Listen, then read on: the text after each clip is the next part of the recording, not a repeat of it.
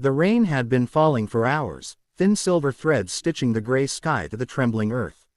In the quiet cafe on the corner of the old cobblestone street, Daniel sat by the window, watching the blurred shapes of people passing with umbrellas.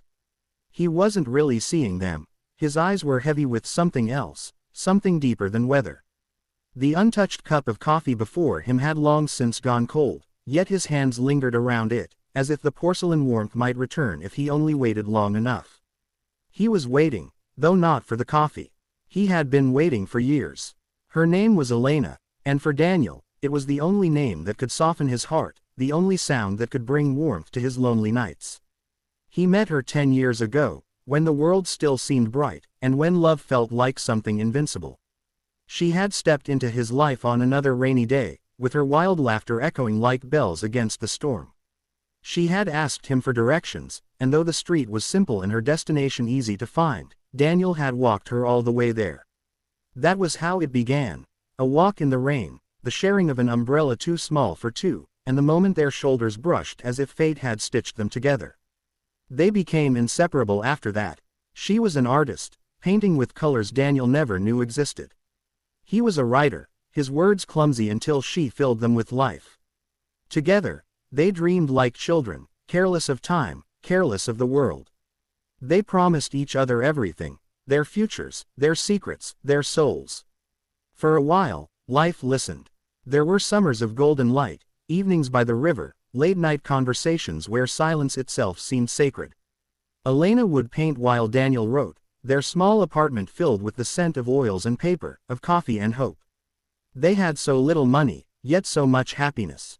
Daniel remembered once when they had only bread and tea for dinner, but she had laughed, tearing the loaf in half and calling it a feast. That laughter had been more nourishing than any meal. But dreams, however radiant, can be fragile things. Slowly, cracks began to appear, small at first, like hairline fractures in glass. Daniel wanted stability, a foundation. He dreamed of publishing books, earning enough to buy them a safer place to live. Elena, however, wanted freedom, color, the chaos of creation. She didn't want to be tied down by mortgages and bank accounts, by deadlines and responsibility. She painted because she had to, because the canvas was her heartbeat, and money was always secondary. Arguments began to slip into their days. They were never cruel, but they were sharp, each word like a pebble dropped into water, rippling further than intended. Daniel accused her of being careless, of living in dreams without thinking of tomorrow. Elena accused him of being afraid, of building walls around their love with his plans and worries. Yet even through the quarrels, their love held them together. They would always return, always find forgiveness in a touch, in a kiss, in the quiet moments when words were no longer needed. Daniel thought this meant they were unbreakable. He thought love could weather anything. But he was wrong. One autumn evening, Elena received an offer, a chance to study in Paris, to work with an artist she had admired all her life. It was the opportunity she had dreamed of since she was a child, a door flung wide open into the life she had always imagined. She wanted Daniel to come with her, but he couldn't. His mother was ill, his father had already passed, and he carried the weight of responsibility on his shoulders. Leaving meant abandoning not just his family, but also the fragile foundation of his writing career, which had only just begun to take shape. They argued again, harder this time, the walls trembling with words neither wanted to say. She accused him of chaining himself to obligations that would eventually suffocate him. He accused her of being selfish, of choosing ambition over love. For the first time, forgiveness did not come easily. And so, one morning, she left.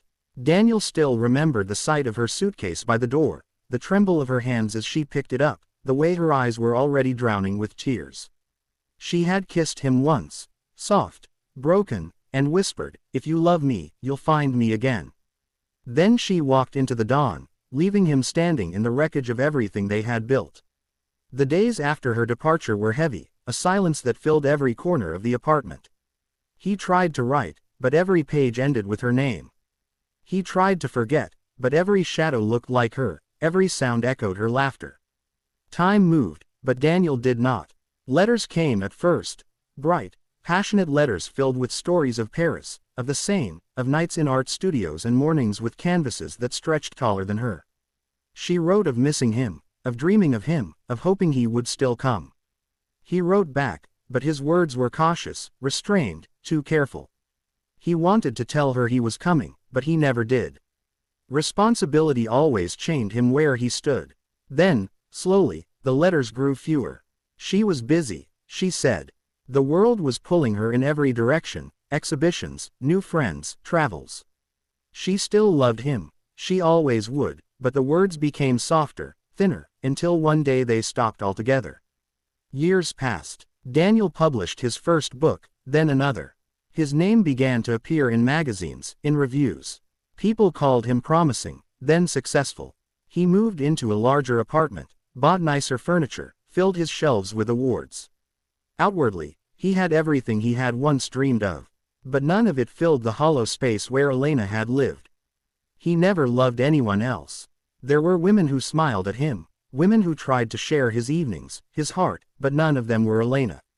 None of them had her laughter, her wildness, her fire. He always compared, always searched for her in the faces of others, and always returned alone. One winter evening, nearly 10 years after she left, Daniel found himself in Paris for a book tour. He wandered the streets after his reading, the city alive with lights and voices. Something pulled him, perhaps fate, perhaps memory, toward a small gallery near the river. Inside, the walls glowed with paintings that stole his breath. He knew the strokes, the colors, the fire. He knew them as surely as he knew his own heartbeat. And then he saw her. Elena stood in the corner, speaking with a group of admirers. Her hair was shorter now, streaked with silver, her face more mature, but her eyes, those eyes were the same, filled with oceans of dreams. She laughed, and it was the same wild sound that had once saved him from silence. Daniel froze, unable to move. His chest ached with everything he wanted to say, everything he had held back for a decade. At last, he stepped forward, his voice trembling as he whispered her name. She turned. For a moment, the years vanished. They were young again, standing in the rain, holding one umbrella too small for two. Her lips parted, her eyes softened, and for a heartbeat Daniel thought she might fall into his arms. But then her gaze flickered, and he saw it, hesitation, sorrow, something unspoken. "Daniel," she breathed, "you're here." They spoke for hours that night, walking along the river. She told him of her life, of the struggles and triumphs, of the loneliness she sometimes felt even in rooms full of people. He told her of his books, his mother's passing, the hollow years without her. They laughed, they cried, they remembered. But when the night ended, she did not go with him. Elena was married now, with children. Her husband was kind, supportive, a man who had stood beside her when she needed someone most. She loved her family, she loved her life, and though part of her still loved Daniel, always would, she could not return to him. They parted at dawn, on a bridge painted gold by the rising sun. She kissed his cheek, tears shimmering in her eyes, and whispered the same words she had spoken 10 years before. "If you love me, you'll find me again." But this time, Daniel knew there would be no finding. He watched her walk away, just as he had once before, and the ache in his chest was heavier than ever. Yet beneath the sorrow, there was also something else, a strange peace, as if finally the waiting had ended. Daniel returned to his life, his books, his quiet apartment. The rain still fell, the coffee still grew cold, and the world still moved. But now, when he wrote, his words no longer trembled with longing. They carried instead the weight of memory, of love that had been real, even if it had not lasted. Because sometimes love does not end with togetherness. Sometimes its truest form is in the ache it leaves behind, in the way it shapes every word, every breath, every heartbeat. And so Daniel lived, carrying Elena not as a wound, but as a part of himself, a heart that had waited too long, yet loved enough to last a lifetime.